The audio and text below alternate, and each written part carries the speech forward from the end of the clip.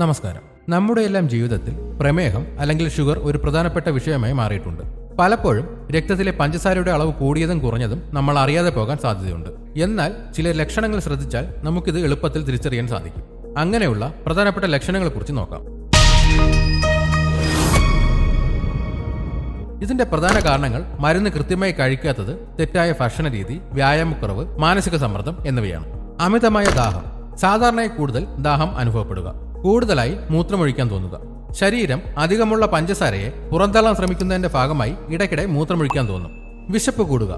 ഭക്ഷണം കഴിച്ചാലും വീണ്ടും വിശപ്പ് അനുഭവപ്പെടുക. ക്ഷീണം. ശരീരം പഞ്ചസാരയെ ഊർജ്ജമാക്കി മാറ്റാൻ കഴിയാതെ വരുമ്പോൾ അമിതമായ ക്ഷീണമുണ്ടാക്കും.